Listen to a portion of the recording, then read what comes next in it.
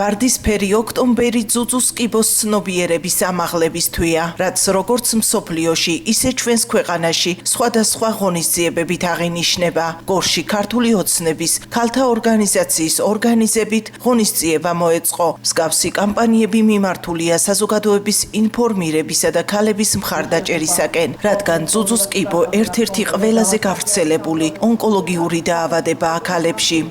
ჩვენი ორგანიზაცია უკვე მესამე წელს ითვლის და არაერთ კამპანიაში ვართ ჩართულები და მათ შორის ეს კამპანია, რომელიც დღეს ჩვენ წარმოგიდგინეთ, არა მხოლოდ ოქტომბრის თვეში, ჩვენ ფაქტიურად, რაც ჩვენი ორგანიზაცია არსებობს, მაქსიმალურად ეტაპობრივად ვცდილობთ, რომ აბსოლუტურად მივიდეთ ყველგან, როგორც ინფორმაციული თვალსაზრისით, ისე პრაქტიკულად და ყველაფერს ვაკეთებთ იმისთვის, რომ ძალიან ბევრი ქალბატონი ჩავთოთ აი ამ სკრინინგის თემებში, რადგან ეს ძალიან მნიშვნელოვანი თემაა. ვარდისფერი ოქტომბერი აღნიშნება მთელს მსოფლიოში როგორც კიბოთი დაავადებულ ქალთა სოლიდარობის თვე, როგორც შემეცნებითი ღონისძიება, რომელიც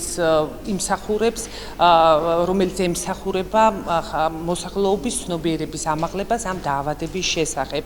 და ეს არის თვე, როცა ჩვენ ერთმანეთს უნდა შემოუძახოთ, ერთმანეთის გვერდით უნდა დავდგეთ, ჩავჭიდოთ ხელი, წავიდეთ სკრინინგზე, რომელიც უფასოა, რომელშიც სახელმწიფოა ჩართული 40-დან 70 წლის ქალბატონებისათვის, სადაც უფასოა კვლევები, სარძევე ჯირკვლის მამოგრაფია, სარძევე ჯირკვლის ეხოსკოპია და მამოლოგის კონსულტაცია.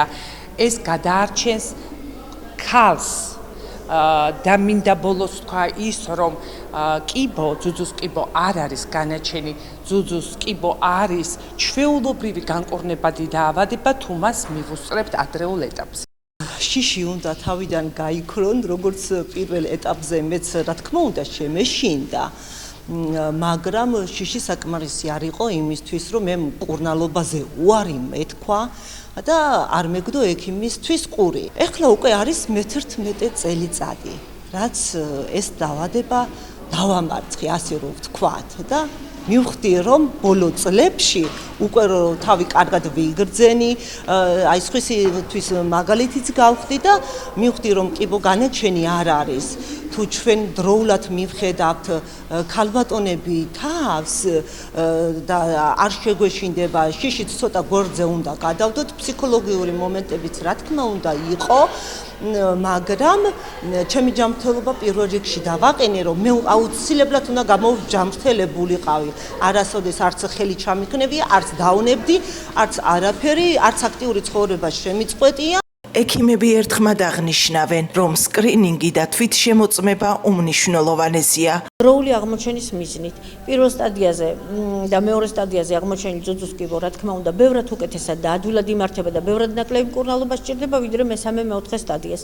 ამიტომ სასურველია ყველა ქალბატონის ცნობადობამდე მივიდეს ის, რომ ეს უნდა გაიკეთოს ეს კვლევა, როგორც ეკუთვნის, რუტინულად, ასაკის მიხედვით.